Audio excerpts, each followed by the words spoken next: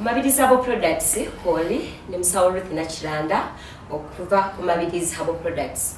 Nsanyuse nnyo mwebale nnyo kubanga mutwagala mutuwuliriza ate era nga mutufollowinga. Munnange nno kyeva kugamba yongera okusubscribinga, likinga, commentinga. Osobola otegeeza ne ku balala Mabirizi Herbal Products biki byereese okubanga abadde atakifunye naye akifuna okusinziira nga gwe amuleetedde. Lero tuze kwogera ku biki? Tuze kwogera ku bintu bya infection. Abakyala infection zitusumbuwa nnyo weewaawo n'abaami zibasumbuira ddala. Naye nga lero twagala twogere ku bakyala okusinga. Omukyala obeereyo ne weebuuza mu mazima gennyini kiki ekireetera nze okubanga nsafaringa nnyo ne infection. Lwaki infection zinsumbuwa nnyo nga buli woobeera nga infection nga mukwano n'obeera wejjanjabye n'ogenda otyawa nga bakugambirawo infection nga n'owejjanjaba olwaleero enkyero ddala n'olwala infection naye sooka weebuuze kiki ekireeta infection nga tonnaba kugamba nti kozijjanjabe naye ate wokitegeera nti nno kino kyekireeta infection ng'obadde okikozesa oba oliawo okivaako infection zisobola okuviirako ddala nawe n'obeera omukyala eyeegombesebwa omukyala eyeenyumiriza mu bukyala bwe kwegamba nga buli kimu olaba kikutambulira bulungi. Ensonga esooka abakyala ewantu wetusitama tetugenderera nnyo wetusitama tumala gasitama. Omukyala osobola n'olaba ewantu nga wayonjo naye gwe ng'olabira ddala wolina okukola ki wolina okusitama. Omukyala munnange ali eyo kikkakatako ewantu wonna wogenda okusitama oba toyi yakutuulako oba yakusitamako oba ogenzeewa sooka oyiweeko amazzi awantu awo. Funa amazzi osooke oyiwewo ko bulungi. Togenda kuddamu kufuna infection. Tolabe wantu nga wayonjo watya gwe neweesigawo oba si gwe ayonjezzaawo oba ng'omanyi bulungi si gwe abeerawo wekka si gwe akozesa awantu awo gwe nga gwe. Mukwano nyongera okujjukiza beerawo nga oyonjaawo bulungi. Ensonga endala ebaleetera infection abakyala temukyusa bupale. Obupale temubukyusizaako ddala. Olaba omukyala n'agenda n'agula akapale ke nga oba omwami we yamugamba nti banne bw'onyambalira kano akapale bebi kwenfiira gwe naawe n'osigala mu kapale olwokuba omwami wo kaayagala. So nga ddiyaala omulungi akapale ako olina okukabeeramu emyezi 6. Nekaba kalungi katya nowekaba kakunyumira batya nekabeera kekakuweesa ssente okuva eri omwami wo genda ogulako kennyini naye nga kapya.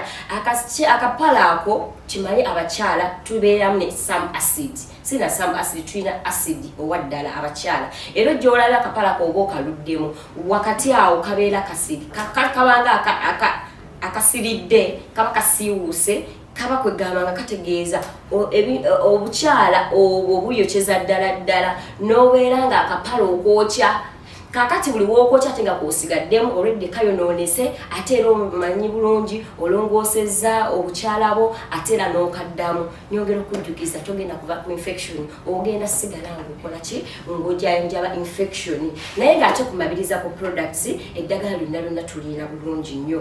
Gwe buli kyoweemulugunya ekintu ekikwataganibwa mu kisenge ekikwataganibwa mu by'endwadde nga ddala waliwo yakugambako kino ekirwadde ky'olina herbal medicine eno kijjawo weekwate bannaffe aba Mabirizi Herbal Products. Tusobola okuwonera ddala infection netuviirako ddala for good. So bakyala bannange abali eyo mwagweko tubafeeko abaami nammwe baako omwami wosanga omukazi ng'alina infection nawe eba esobola okukukwata. So munnange waba mukyala wo omusanze ng'alina infection ng'oli mulwadde tewejjanjaba wekka. Yes, tewejjanjaba wekka.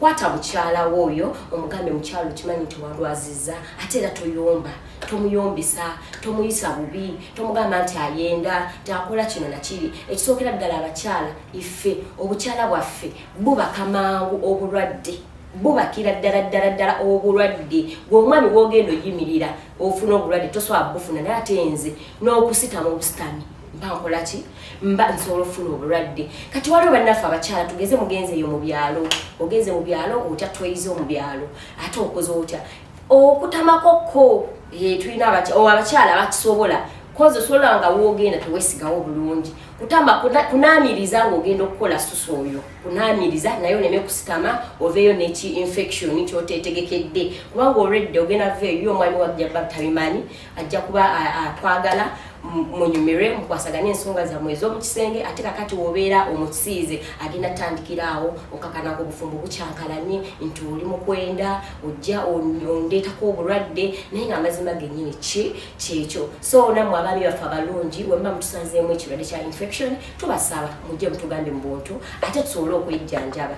Kikkakatako omwami n'omukyala we muba nga ddala muli partners mmwe bennyini ne mugenda ne mujjanjaba ne mwesitula ne muga kakati ekirwadde obadde okirina nange okinsiize. Tewejjanjaba wekka, don't be selfish. Teweyagaliza wekka kubanga oli mukyala unless ng'ogamba nti sigenda kumuddamu kubeera naye kati nejjanjabe sigenda kuddamu kubeera naye naye wabaye mukyalawo ow'ewaka kikkakatako kwata mukyalawo omusitule omugende ew'omusawo omugambe nti musawo tuli bwe tuti ne bwe tuti. Ate ku Mabirizi Herbal products eddagala tulina bulungi bw'oba ogezezzaako eddagala ly'ekizungu mu kujjanjaba infection nga kigaanye ku Mabirizi Herbal products byonna tubirina bulungi ne tukuweera ddala eddagala erigenda okukirinzinga kuva munda oba oli mwami oba oli mukyala. Tubawa bulungi package yammwe ne mubeera nga muwonedde ddala ng'ekiyitibwa ekya infection temugenda kuddamu kubeera nakyo mu maka. Waliwo ebirwadde ebimu nga mu maka mulina bisiibula kyekirwadde kya infection kasita wekwata Mabirizi Herbal products buli kimu kigenda kuba kisoboka. Mukitegeera badyale sigenda kusukkawo awo mubeere bulungi mubadde balayi balungi mwongere okusubscribinga okulikinga n'okusharinga mbaagala nnyo.